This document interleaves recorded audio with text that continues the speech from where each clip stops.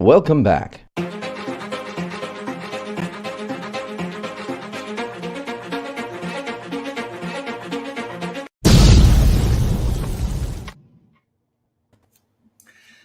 Did you know the best interface to people is your face and then your voice? Today, your co-host is Deborah, the fabulous Deborah Reynolds, founder and president of About Face Image Consulting. Deborah is here to ask our exclusive guest questions about authoring nonfiction books. Welcome, Deborah. Moreno, it's always a pleasure. I'm very excited about our guest today. We are also very excited to be joined by our special guest who is a business book publishing consultant.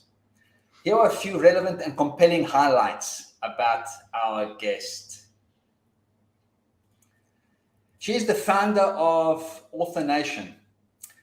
She fell into the publishing world in the 1990s as a sales and marketing consultant for Oxford University Press after being recruited from a teaching position at a university in Lima, Peru. In 2016, she co-founded a local authors group in Vancouver, British Columbia, to support authors trying to navigate the ever-changing and often confusing world of writing and publishing. In 2022, she took that community global with Author Nation, which now offers a publishing system and a community of support for nonfiction authors, whether self-published or traditionally published.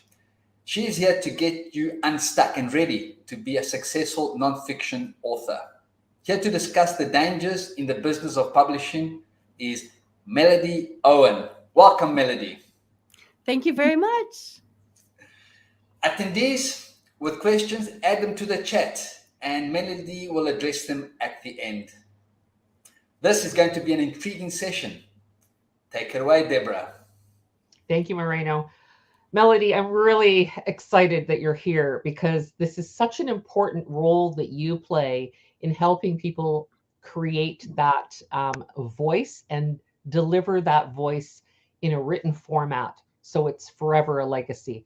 So my first question to you, Melody, is many authors worry about investing in a book and not making their money back, let alone a profit. So what is your perspective on this? So a lot of authors, when people come and write a book, they're thinking, I'm writing a book, it is a product, and I'm going to put it on a shelf somewhere in a bookstore, online, or virtual store, or real store, and people are going to buy the book. So they treat it like you might treat a pen, or you might treat a cup as a product. But a book can be a product, or it is also content.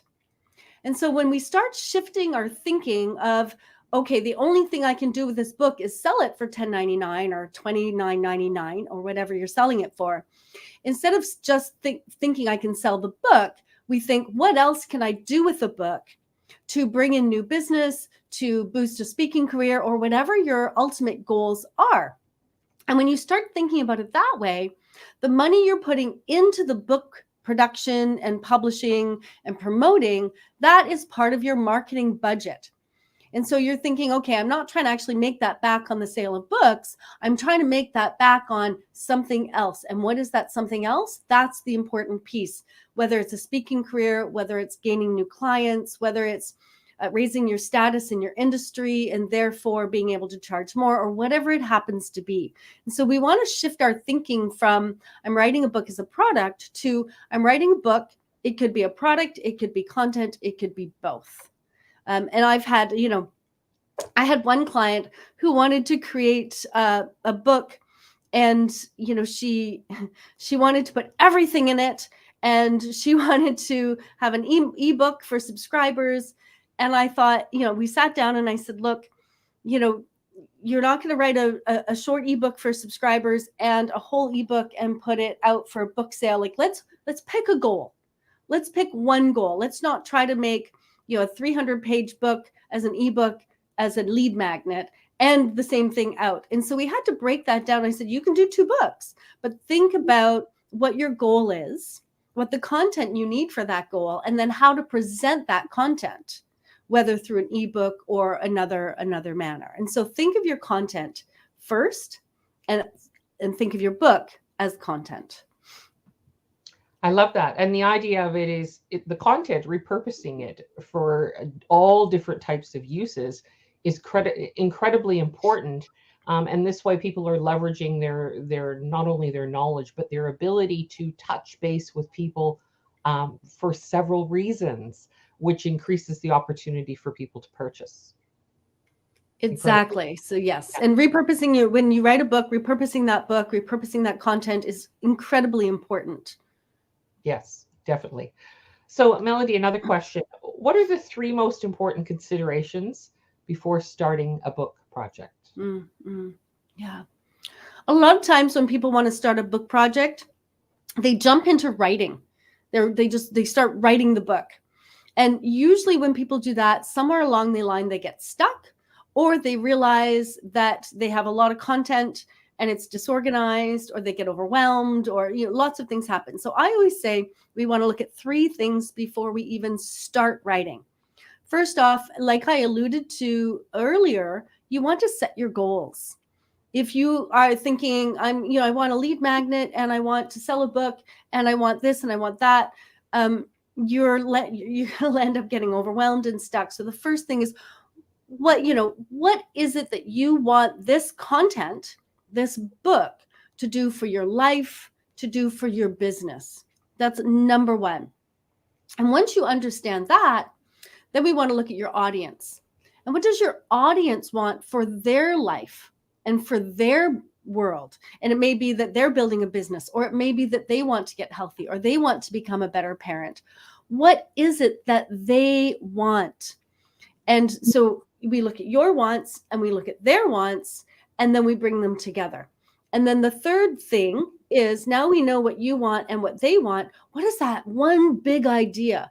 Or what is that transformation that your book is going to offer your readers? Because if your book is going to transform your life or your business, it's because it's transforming your reader's life. And you want to understand how you're doing that.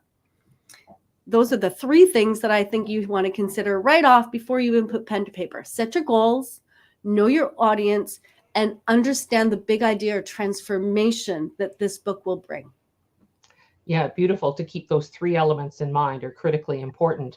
So with respect to the audience, do authors actually need a large following to be successful? This is a bit of a trick question, I think. So if you are going to a really large traditional publisher and you have an amazing book, it doesn't probably matter to them what your following is. If you're going to a hybrid publisher, a small publisher, they're probably going to look at your following, because there's going to be more partnership marketing involved. If you're self-publishing, you probably do want an audience to buy it at the end, because you are your sole promoter in that case. And in the end, you're always your sole promoter, just so you know. Even if you're traditionally published, when they're done with you, they put you in your back catalog, and it's up to you to promote your book. So no matter which way you look at it, eventually you will need an audience. And so what I do with my clients is we work on the plan, and as you're writing, you start building that audience. I was speaking to an author the other day, and I didn't realize she had built an email list of 6,000 people. And so when the book was published, she had 6,000 people she could say, hey, I'm publishing the book. But she'd been talking to them about the book and about the book idea and presenting ideas and getting people excited about it and getting feedback from the community. So if you're building a following as you're writing the book, and you're not just building a following, but you're talking to the following, and you're talking to the people, and you're getting feedback on your ideas and feedback on your writing, and you're presenting new ideas to them, and you're getting them excited about it, when the book is published, you will do a lot better than if you don't have a following. The people who have 0 following and are self-publishing and put the book out into the world, they are really depending on their friends and their family to do their marketing for them, which is not the best way to do it. You want raving fans to buy the book and to tell other people. So do you need a following when you start writing the book? Not necessarily. Do you want a following when you go, hey, my book's done, who wants to buy it? You want somebody to go, yeah, gosh, I've been waiting for this book, and to buy it. And what we want is we want people to read our book. We want people to review our book, and we want people to recommend our book. And so it's a bit of a trick question, isn't it? Right? If you don't want sales, do you need a following? No. If you're going big traditional and you just want that upfront, your upfront, sales. No. If you're using the book to build a speaking career and your audience is really event coordinators, then that's who your audience is. So I think about, when I work with authors, I think about, who is this book really for, and how do we get in touch with them as you're writing the book, so that when it's done, they're excited about it, and it helps you land the speaking gig, or it helps you build your business, or whatever other goal that you are looking for. That is such a beautiful explanation. And starting right off the bat in building that audience is so important. And then I loved what you were sharing about how you're eliciting comments and feedback and interest, and what people are most interested about, around that topic, which helps the author to fill out the content of the book. So that's beautiful. I love that. And one thing it does too, if you're sending stuff out to people as you're writing and they're going back, but I don't get that, or what does that word mean? Or, yeah, that, but also this. Then you get to, as the author, go, oh, right. Yeah, I can think about this. Because once that book is out there, as people are reading, if they don't understand it, if you're not connecting with them, if they're not engaging with the material, they'll just stop reading it. So having that flow of information back and forth as you're writing it helps you write a better book. Beautiful. I love that.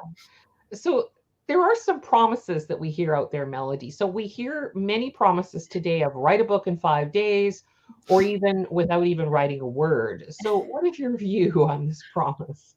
Yeah. So let's start with writing a book without writing a word.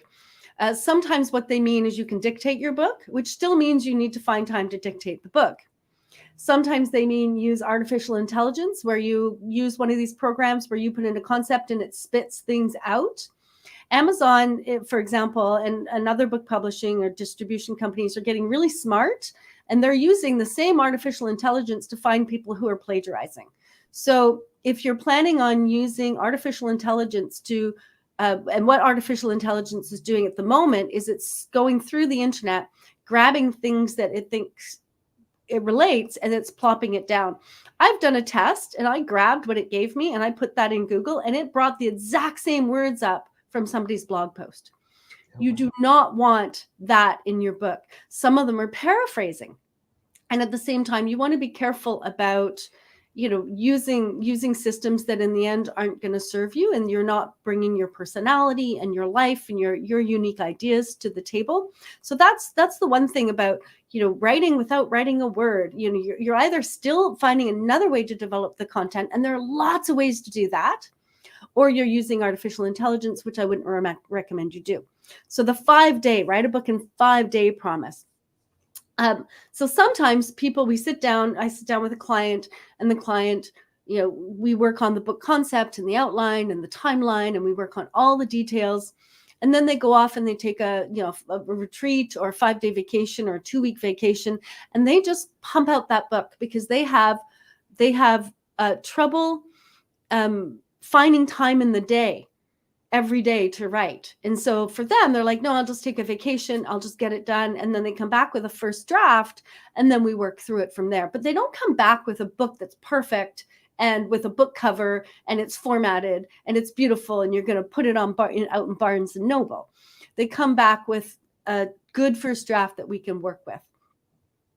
Sometimes people say, so the promise of, can I write a book in 5 days? Yeah, you could get a fairly good, draft done in 5 days if you can take enough time each day to write. So let's think about it. Your book is 50,000 words. You're writing 10,000 words a day in 5 days, right? Or you're dictating, or however else you're going to put that content together. So can you write a first draft in 5 days? Yes. If you are a professional with 20 or 30 years of experience, do you want to throw something on paper in 5 days and toss it out into Barnes and Noble and expect people to love it? Probably not. As professionals take time to create things that are valuable.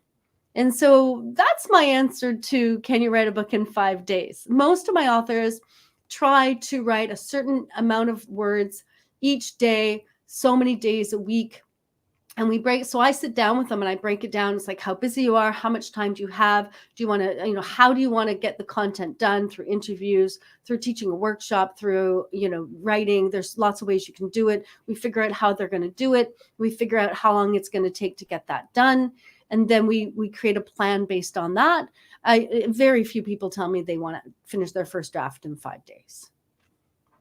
Wow. And I do like the idea, because the idea of getting at least some content down and an outline down in that 5 days is really important. But like you were saying, people want something valuable to be out there in the marketplace. They don't want something sort of slapped together. It really needs to be well thought out and put together. Yes. And we can tell if you're slapping it together, just so you know. I'm sure you have methods for that. So another question, Melody, is around that plan. So do we actually need a grand plan before you start writing? This is such a common, I'm glad you asked this, because we did talk about the 3 things, but this is such a common question. People are like, are you a planner? Or you are a pantster? So do you plan things, or do you fly by the seat of your pants, right? And so some of my clients are serious planners. If we don't have it planned down to how many words you're going to write in an hour, they're stuck. And I have other clients who it's like, look, that doesn't work for me. I'm kind of a fly by the seat of my pants person. And so we develop plans based on, whether a person is a planner or a pantster. When I work with pantsters, what I tell them is you don't need a grand plan, but you do need a plan, because what I've found happens when people have no direction is they end up writing 40,000 words, and then it's not really what they want, because they haven't set their goals, they don't know their audience, and they don't understand the transformation. And so at the very least, you want that. Authors who create and it doesn't have to be, this is not your table of contents, but a loose outline. What I find happens with them is they'll come into writing one day and they're like, oh, what should I write? They'll look at their outline and they'll say, okay, on this piece of my outline, I'll just write questions today because I don't really feel like writing. And then the next day they come back and like, oh, I can answer these 3 questions. And then they can write. So I find people who have a certain level of planning, they write faster, they write more easily, they enjoy the process better, and the book gets done faster. And it's a better book. That makes sense. I would have to say I'm a planner. So I love the ideas that you shared there. So Melody, is it better to self-publish or to be traditionally published? Again, that depends. So I worked with a doctor. She ran a medical clinic, and she had a very specific expertise, and she wanted to write a book. She did not want to self-publish because she was a doctor and ran a medical clinic and was writing a book. And so we found, but what she did want, what her goals were, is she wanted to be doing speaking engagements and writing articles. And she wanted to elevate her position in the medical profession around her area of expertise, because doctors get referred out. And so elevating herself made her, the go-to doctor in that area. So we found a traditional publisher who had connections for speaking and article writing, and she pitched them. We wrote a proposal. We got when you're writing nonfiction, you don't have to have the book finished, but she wanted something to present to them. So we actually had a good first draft done. We sent the proposal. She got an advance, which paid, for all the fees to get the book to the publisher. And then they published her. She was focused on raising her status in the medical industry, and they were focused on book sales. And it was such a brilliant partnership. And then there are other people who come and say, I want to continue, because when you publish through a publisher, you lose control of your content. You lose control of the timeline, right? You don't own your own copyright. And so if it's something that is important to you is to have creative control, content control, and copyright control, then you want to be self-published. Now, there's also hybrid publishing. So there are actually probably 5 or 6 different ways you could publish a book, between fully self-published, getting author support, having hybrid, or, traditional publishing. And so depending on your goals and how much work you want to do, how much money, how much time, how much control you want. What I do with authors is I sit them down and I explain their choices and what each means. And based on their goals, we make the right decision for them. So it's not better one way or another. It just, you have to understand the pros and the cons of each, the sacrifices and the benefits of each. That's a beautiful explanation, because I actually haven't seen or heard in any way it explained as thoroughly as what you have just explained. Because now people have an option, because a lot of them, we were probably told, self-publish and don't go traditional. But you've just given us a classic example where there was this lovely marriage of the author, the medical doctor, having her primary focus, and then the publishing company having their focus, and having a beautiful marriage to create some beautiful positive results there. I love that. That's great. Yeah. Yeah. If you do go traditionally published, you do want that marriage, right? And if you are going self-published, I would suggest you get some level of support. You know, I find authors who do it all on their own, they spend so much time Googling stuff that, you know, professional can just answer for them and they can just move on more quickly. And so if you know, and I guess it depends on whether you value your time or your money. If you have lots of time and you're not doing anything and you want to spend time on Googling everything, you know, but that feels like reinventing the wheel. And so I would suggest at least have some sort of support answering your questions along the way, so you can move through things smoother, quicker, and not get overwhelmed or make those common mistakes that authors make, right? That totally makes sense. Absolutely makes sense. That is right now the end of our questions, but I know that Moreno probably has some questions. I have a few additional questions, and we do have some questions and comments from our audience as well. So Moreno, why don't you take it from here? Melody, that was 20 minutes of eye-opening insights about publishing nonfiction books. Good. And now we're at the time where we can address some questions that I have, some questions that Deborah had, and some questions from attendees. Deborah, would you like to start by taking some of the questions from the attendees and presenting them to Melody? Definitely. So Michael had said, great point. Estelle Andrews says, yes, interesting that we don't need a large audience. You gave some really good tips there. And she also says, how many books should a business owner write? What are you recommending there? Ideally, she said, ideally. I don't have a number. So some of my clients write multiple books, and they actually treat their books as products. And so they're actually, you have 6 books, you have 7 books, and you're selling the books. And so if that's what you want to do, so if you want to be what I call an authorpreneur and have many books and sell many books, generally you'll need several to work up a name and build a following of people who will buy your next book, and then your next book, and then your next book. If you are a business owner and you want, like the doctor, you want that one book that levels you up in the industry, then you need that one book that levels you up in the industry and no more. And so the answer is, what are your goals? What do you want books to do for you and your career and your life? And based on that, we can figure out, how many books you need, what the topics are, what the goals are, what the transformation is for each, the concept, and move from there. So I don't have there's no like magic number. It's all based on, are you an entrepreneur? Are you a business owner looking to increase your business in a particular area, and a book will be helpful? And yeah, sorry, I don't have a nice magic number there. No, but I mean, that makes sense. I mean, there's all these different things to consider when we make those decisions. So I love that you have that insight to be able to feed that information to the author and say, this is the avenue that you want to go versus this one, because if we don't have that insight and information, we can't make a really good decision around that. Michael has a question. He says, is it a good idea to revise and republish the same book, say after 1 year? It depends.